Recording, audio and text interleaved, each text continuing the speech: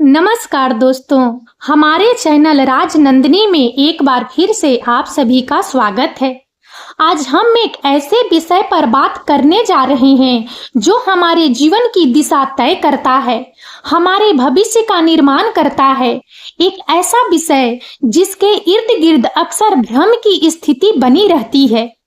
यह विषय है पुरुषार्थ और प्रारब्ध का अटूट संबंध। हम अक्सर सुनते हैं, जो किस्मत में लिखा है वही होगा। प्रारब्ध प्रबल है, होनी होकर रहती है। ये बातें सुनकर कई बार मन में निराशा घर कर जाती है। हम सोचने लगते हैं कि जब सब कुछ पहले से ही तय है तो फिर मेहनत करने का क्या फायदा।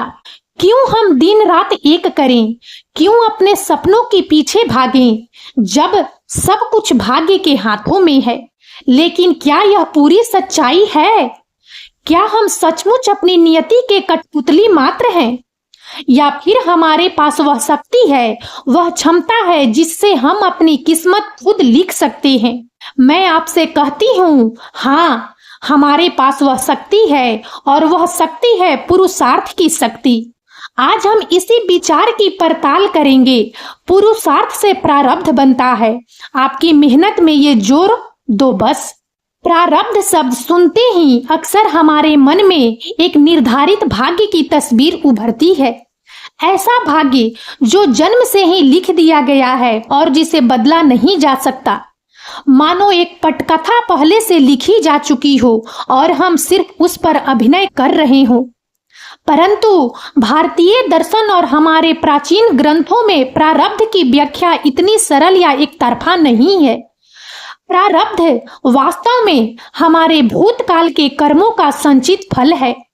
यह वह खाता है जो हमने अपने पिछले जन्मों और इस जन्म में किए गए कर्मों से भरा है।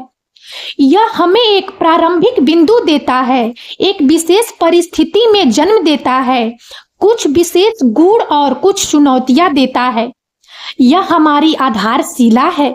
कल्पना कीजिए कि प्रारब्ध एक नदी की धारा है। आप इस धारा में पैदा हुए हैं। हो सकता है धारा कहीं तेज हो, कहीं धीमी हो, कहीं उसमें पत्थर हो तो कहीं समतल बहती हो। यह प्रारब्ध है, लेकिन क्या इसका मतलब यह है कि आप केवल धारा के साथ बहते रहेंगे? नहीं, आपके पास पतवार है, आपके पास नौका को नियंत्रित करने की शक्ति है, और यही शक्ति पुरुषार्थ है। अगर आप केवल भाग्य के भरोसे बैठेंगे तो धारा आपको जहां ले जाएगी वहीं पहुंचेंगे। हो सकता है आप किसी दलदल में फंस जाएं या किसी भंवर में फंस जाएं, लेकिन अगर आप अपनी पतवार का सही उपयोग करेंगे, अगर आप पुरुषार्थ करेंगे, तो आप धारा के विपरीत भी जा सकते हैं। आप अपनी मनचाही दिशा में भी मुड़ सकते हैं। आप तूफानों से भी निकल सकते हैं। इसलिए प्रारब्ध कोई अपरिवर्तनीय पत्थर की लकीर नहीं है, बल्कि यह एक गतिशील शक्ति है जो हमारे वर्तमान पुरुषार्थ से लगातार प्रभावित होती रहती है, और हाँ, परिवर्तित भी होती रहती है। पुरुषार्थ केवल मेहनत से कहीं बढ़कर। अब बात करते हैं पुरुषार्थ की। जब मैं पुरुषार्थ कहता हूं तो इसका अर्थ केवल शारीरिक श्रम या दिन रात मेहनत करना नहीं है। यह तो इसका एक हिस्सा मात्र है। पुरुषार्थ एक व्यापक अवधारणा है जिसमें हमारे कर्मों की दिशा, हमारी सोच, हमारा संकल्प, हमारा दृष्टिकोण और हमारी आंतरिक शक्ति शामिल है। पुरुषार्थ का शाब्दिक अर्थ है मनुष्य द्वारा किया गया प्रयास या मानवीय उद्यम। यह सिर्फ पसीना बहाना नहीं है, बल्कि चेतनापूर्ण, उद्देश्यपूर्ण और निरंतर प्रयास है। एक मजदूर भी मेहनत करता है, एक किसान भी मेहनत करता है, एक वैज्ञानिक भी मेहनत करता है और एक कलाकार भी मेहनत करता है। लेकिन क्या सबका प्रारब्ध एक जैसा होता है? नहीं, क्योंकि उनकी मेहनत में कुछ ऐसा जुड़ा होता है जो उसे केवल श्रम से पुरुषार्थ में बदल देता है। एक किसान बीज बोता है, मेहनत, लेकिन अगर वह सही समय पर नहीं बोएगा, अगर वह जमीन को तैयार नहीं करेगा, अगर वह पानी नहीं देगा, अगर वह फसल की देखभाल नहीं करेगा, तो क्या उसे फल मिलेगा? नहीं। यहाँ सही समय पर सही कार्य करना, लगन से देखभाल करना, मौसम को समझना, यह सब पुरुषार्थ है। पुरुषार्थ में शामिल है सही कर्म। केवल कर्म करना ही पर्याप्त नहीं, कर्म सही दिशा में और सही नियत से होना चाहिए। दृढ़ संकल्प, अपने लक्ष्य के प्रति अटल निष्ठा, निरंतरता। एक बार के प्रयास से कुछ नहीं होता, लगातार प्रयास करते रहना। प्रज्ञा, अपने प्रयासों को सही दिशा देने के लिए बुद्धि का उपयोग करना। नैतिकता, अपने पुरुषार्थ को धर्म और नैतिकता की कसौटी पर परखना। पुरुषार्थ वह अग्नि है जिसमें हमारे प्रारब्ध की लोह को तपाकर एक नया आकार दिया जाता है। यह वह शिल्पकार है जो प्रारब्ध नामक पत्थर को तराश कर एक सुंदर प्रतिमा का रूप दे सकता है। पुरुषार्थ कैसे प्रारब्ध को आकार देता है? यह प्रश्न उठता है कि आखिर पुरुषार्थ हमारे प्रारब्ध को कैसे प्रभावित करता है। इसका उत्तर कर्म के सिद्धांत में निहित है।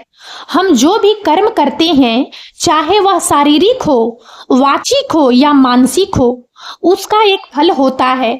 यह फल तुरंत मिले या देर से, लेकिन मिलता जरूर है। हमारा वर्तमान पुरुषार्थ, हमारे वर्तमान कर्म भविष्य के प्रारब्ध का निर्माण करते हैं। यह एक सतत प्रक्रिया है।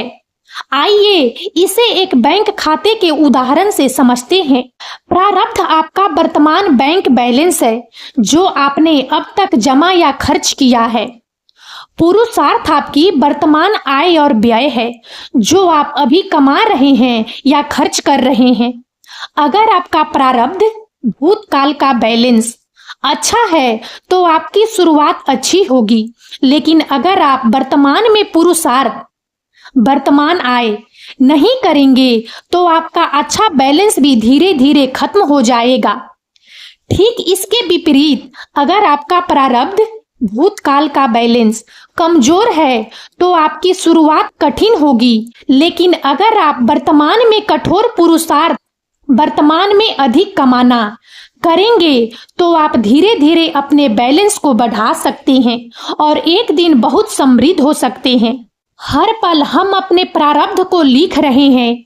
जो निर्णय हम आज लेते हैं, जो आदतें हम आज बनाते हैं, जो प्रयास हम आज करते हैं, वे हमारे कल के प्रारब्ध का निर्माण कर रहे हैं। एक विद्यार्थी जो आलस्य छोड़कर पढ़ाई करता है, वह अपने अच्छे परीक्षा परिणाम का प्रारब्ध बना रहा है। एक व्यक्ति जो अपने स्वास्थ्य पर ध्यान देता है, व्यायाम करता है और सही खान पान अपनाता है, वह स्वस्थ भविष्य का प्रारब्ध बना रहा है। हमारा जीवन एक खाली कैनवास की तरह है। प्रारब्ध हमें कुछ रंग और एक प्रारंभिक रेखा दे सकता है, लेकिन अंतिम चित्र क्या बनेगा यह पूरी तरह हमारे पुरुषार्थ पर निर्भर करता है। हमारे पास पेंसिल है, रंग है और सबसे महत्वपूर्ण इच्छा शक्ति है। आपकी मेहनत में ये जोर दो बस।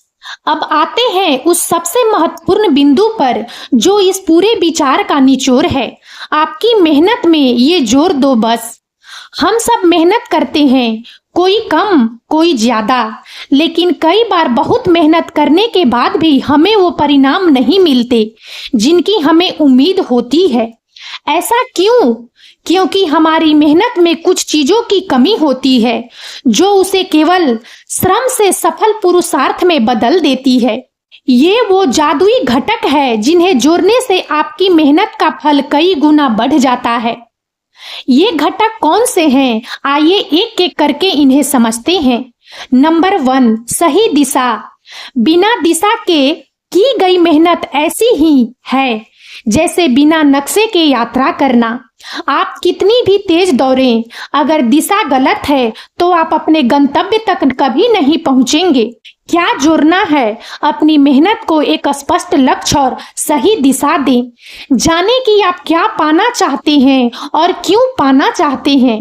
अपनी ऊर्जा को बिखरने के बजाय उसे एक केंद्रित बीम की तरह एक ही दिशा में प्रवाहित करें।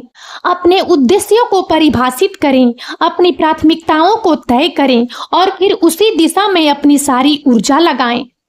नंबर 2, धैर्य और निरंतरता। रोम एक दिन में नहीं बना था। बड़े परिणाम अक्सर समय लेते हैं। कई बार हम थोड़ी सी मेहनत करके तुरंत परिणाम चाहते हैं। जब वे नहीं मिलते तो निराश होकर प्रयास छोड़ देते हैं। क्या जोड़ना है? धैर्य रखें। समझें कि हर बीज को फल बनने में समय लगता है। लगातार प्रयास करते रहें, भले ही परिणाम तुरंत दिखाई न दे। छोटे छोटे कदम रोजाना उठाएं। एक दिन ऐसा आएगा जब आपके ये छोटे छोटे कदम एक विशाल छलांग में बदल जाएंगे। कछुए और खरगोश की कहानी याद है? कछुआ अपनी निरंतरता से ही दौड़ जीतता है। नंबर 3, आत्मविश्वास। अगर आपको खुद पर ही विश्वास नहीं है कि आप सफल हो सकते हैं तो दुनिया की कोई भी शक्ति आपको सफल नहीं बना सकती। क्या जोड़ना है? अपनी क्षमताओं पर विश्वास करें, अपनी शक्ति को पहचानें, अतीत की असफलताओं को अपने ऊपर हावी न होने दें। हर व्यक्ति में कुछ न कुछ अद्वितीय क्षमता होती है, उसे पहचानें, उस पर काम करें और खुद पर अटूट विश्वास रखें। जब आप खुद पर विश्वास करते हैं तो आपकी ऊर्जा कई गुना बढ़ जाती है। उदाहरण और प्रेरणा। इतिहास ऐसे अनगिनत उदाहरणों से भरा पड़ा है जहां पुरुषार्थ ने प्रारब्ध को बदल कर रख दिया। महात्मा गांधी, उनका जन्म एक सामान्य परिवार में हुआ था। उन्हें अफ्रीका में रंगभेद का सामना करना पड़ा, लेकिन अपने अटूट पुरुषार्थ, अहिंसा के मार्ग पर दृढ़ संकल्प और अथाह धैर्य के बल पर उन्होंने भारत को आजादी दिलाई और एक राष्ट्रपिता बन गए। क्या यह प्रारब्ध था? नहीं, यह उनका पुरुषार्थ था। डॉक्टर एपीजे अब्दुल कलाम एक मछुआरे के परिवार में जन्मे। कलाम साहब ने अपनी लगन, कड़ी मेहनत, सीखने की प्रवृत्ति और अटूट आत्मविश्वास से भारत के सर्वोच्च पद को प्राप्त किया और मिसाइल मैन कहलाए।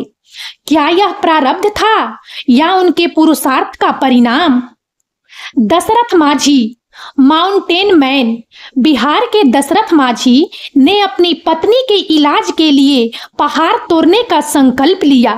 अकेले, बिना किसी आधुनिक उपकरण के उन्होंने 22 साल तक लगातार पहाड़ को काटा और रास्ता बना दिया। यह प्रारब्ध नहीं था, यह उनके अटूट पुरुषार्थ का अद्वितीय उदाहरण है। ये उदाहरण हमें सिखाते हैं कि परिस्थितियां कितनी भी प्रतिकूल क्यों न हो, अगर हम सही पुरुषार्थ करें, यानी अपनी मेहनत में सही दिशा, धैर्य, सकारात्मकता, सीखने की प्रवृत्ति, आत्मविश्वास, नैतिकता और एकाग्रता को जोड़ दें, तो हम अपने प्रारब्ध को स्वयं गढ़ सकते हैं। हमारा जीवन एक मिट्टी के घड़े के समान है। प्रारब्ध हमें मिट्टी का एक ढेर देता है, लेकिन उस मिट्टी को गूंथना, उसे चाक पर चढ़ाना, उसे आकार देना और फिर उसे आग में तपाकर एक मजबूत और उपयोगी घड़ा बनाना, यह सब हमारा पुरुषार्थ है। अगर हम सिर्फ मिट्टी को हाथ पर रख कर बैठे रहें, यह सोचकर कि भाग्य से अपने आप घड़ा बन जाएगा, तो ऐसा कभी नहीं होगा। याद रखें, हर बड़ा कार्य कठिनाइयों से भरा होता है, लेकिन इन कठिनाइयों को पार करने में ही सच्चे पुरुषार्थ की पहचान है। आप अपने जीवन के शिल्पकार हैं। आपके हाथों में वह हथौड़ा और छेनी है जिससे आप अपने प्रारब्ध की चट्टान को तराश कर अपनी मनचाही आकृति दे सकते हैं। उठिए, जागिए और अपने पुरुषार्थ की शक्ति को पहचानिए। आपका भविष्य आपके हाथों में है। जाइए, उसे अपनी मेहनत और इन अनमोल गुणों से संवारिए।